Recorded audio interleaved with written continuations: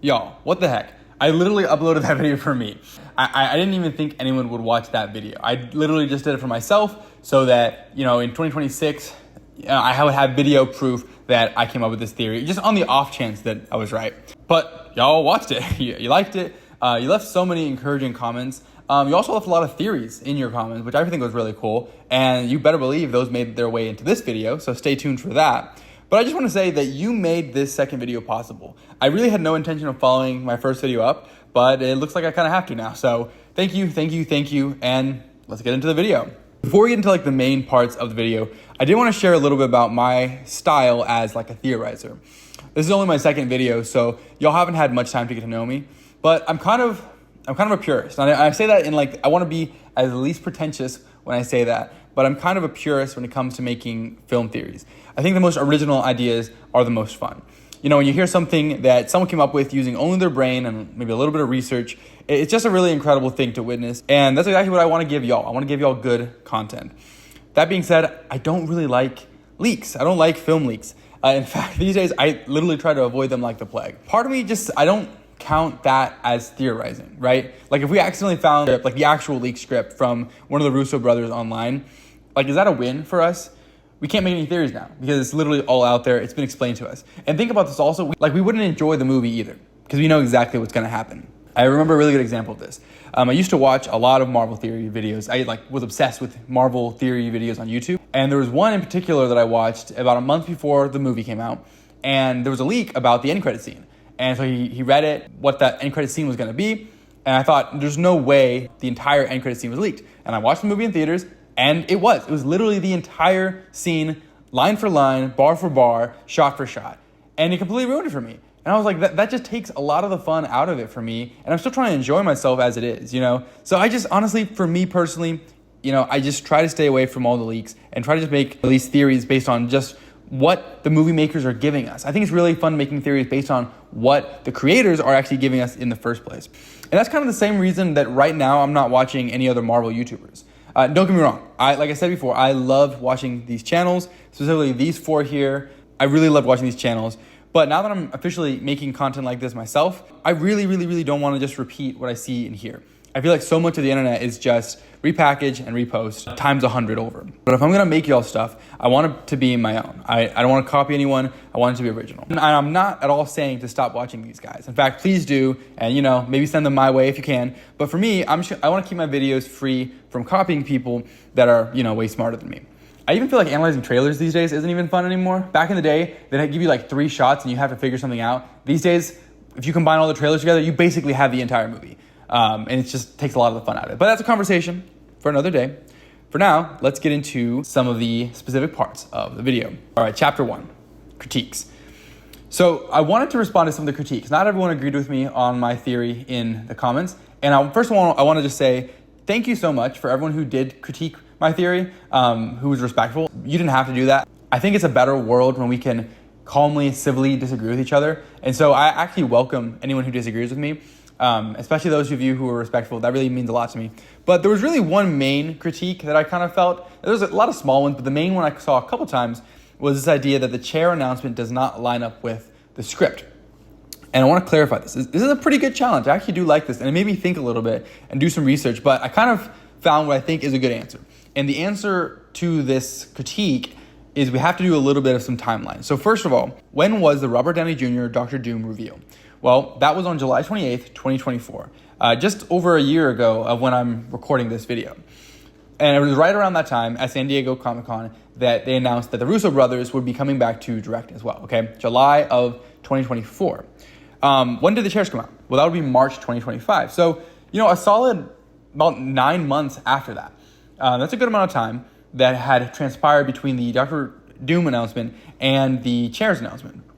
And as some of you may know, production officially began on April 26th, so about a month after the chairs. I think it's really important to also read this quote from Kevin Feige. This is from an interview he gave about a week ago from when I'm making this recording.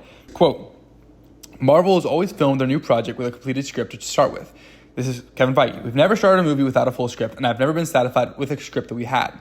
He did defend the plussing that Marvel does to their films. Plussing is the act of making improvements during a project as they are making it. So the changes or the incomplete script rumors do come from the process of changing. So let me summarize. What am I trying to say here?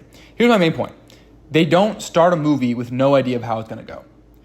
I think a lot of people are confused by some of the reports saying that the script is not finalized, the script is not complete. What that means is that the final script is not finished. When you're making a script, there's so many different stages to that. There's a first draft, there's a rough draft, there's a million different iterations of that. And Marvel movies specifically are famous for adjusting and adjusting and adjusting, or plussing, as Kevin Feige calls it.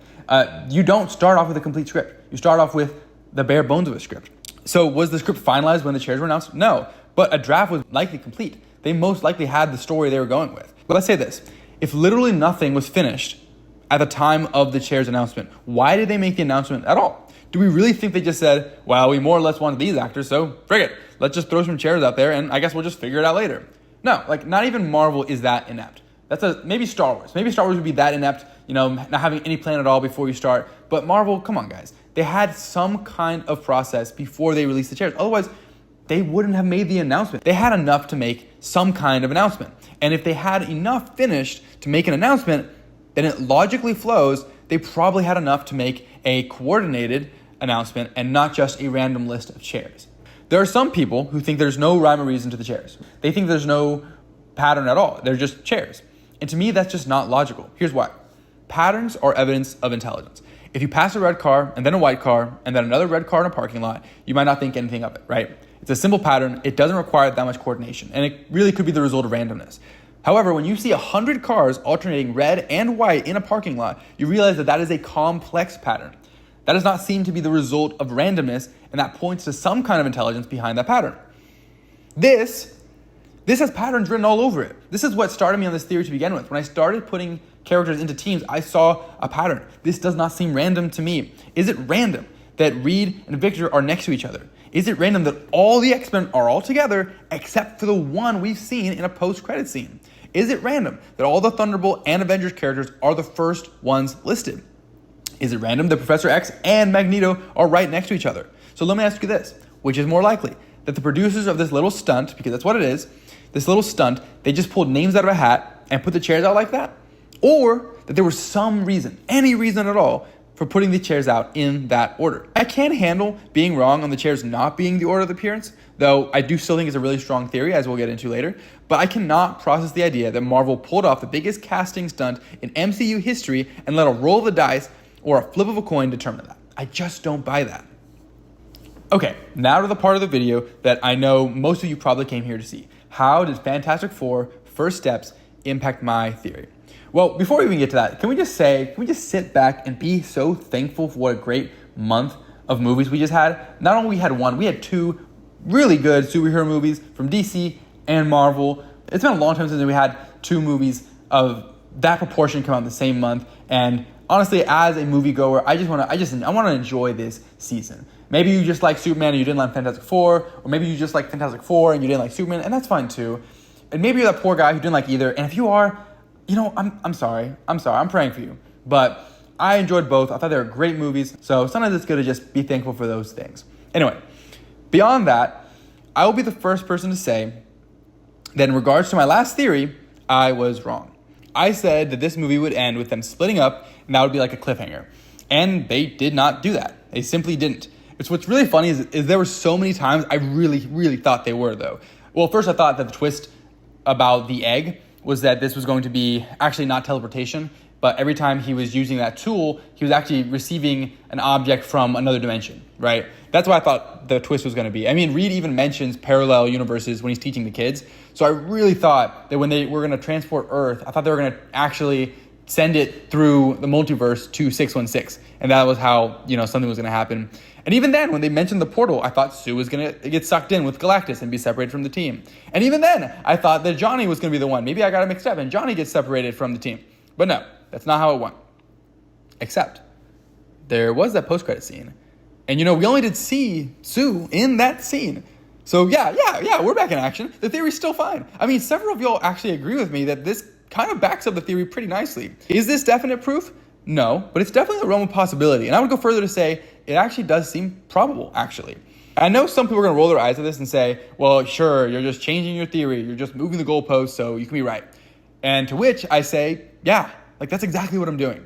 And that's how making theories work. You make a theory based on the information you have at that time. And then as new information comes out, you adjust and make a better theory. So with that, I think my original theory still kind of holds up. Obviously, they didn't split up at the end of the movie, but I think with the post-credit scene, it could still lead to them splitting up when Doomsday starts.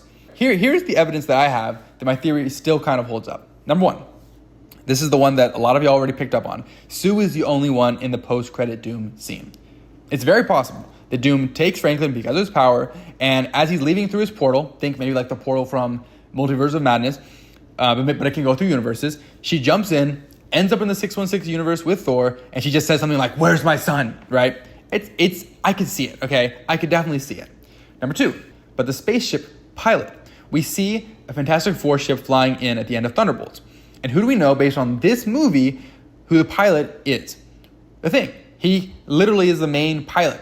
He can almost fly completely by himself, but sometimes he actually needs a little bit of help. So who does he use in the movie? He uses Johnny. Where am I going with this? Well, basically, from this movie, we learned the ship is a one, maybe two-person job, especially if you think about Herbie helping with some of the navigation. In other words, you don't need Sue and you don't need Reed in order to fly the ship. It could be just run by Ben and Johnny, which is exactly what my theory says will happen. Plus, given their love-hate chemistry, couldn't you just see them being stuck on a strange space mission together? That seems like a ripe cinema move to make that Marvel could just jump on. Number three, the references to other universes. Maybe, I don't know, maybe Reed goes kind of crazy after Sue leaves and he dives deeper into the multiverse stuff and then creates a portal. He goes through without the team and ends up in the X-Men universe. And that way, Ben and Johnny are looking for both of them and they end up in the 616 universe. I don't know. Maybe something like that. I think it's still possibly there. So like I said, I was wrong about the movie ending that way, but I definitely think there's still room for this theory to happen in Doomsday. Moving on to a real quick point about Thor. A lot of y'all really like the idea that he would be the first character we see kind of in a cold open sense. But just one more piece of evidence on this as to why I think it makes sense to start with him. If you look at every other character on the chair list, we've actually seen them pretty recently, either in Fantastic Four, Thunderbolts, Captain America Brave New World. But I actually looked it up, and we haven't seen Thor since July 2022, 3 years ago. That's longer than any other character on this chair list by a country mile, with the exception of Shang-Chi and, of course, the Fox X-Men. It has been a minute since we've seen a pivotal member of the Avengers, so it would make sense that they maybe start with someone we haven't seen, since the last 3, and really it'll be 4 years when Doomsday does come out. So I think that helped make sense. Chapter 3, some quick thoughts on Doctor Doom. So there was a little pushback on having Doctor Doom come out later in the movie, and some of y'all actually said the movie would start with him, kind of like how Infinity War started with Thanos. I do have a couple thoughts on this. Number one, all of the scenes that I've mentioned so far, they might not actually take that long. This could be like a 3-hour movie. So by the time we get through all the scenes that I've theorized about, we might just be like a quarter of the way through. So it's not that far into the movie. Secondly, we as an audience were way more familiar with Thanos by the time Infinity War came out than we are with Doctor Doom. Let's think about it.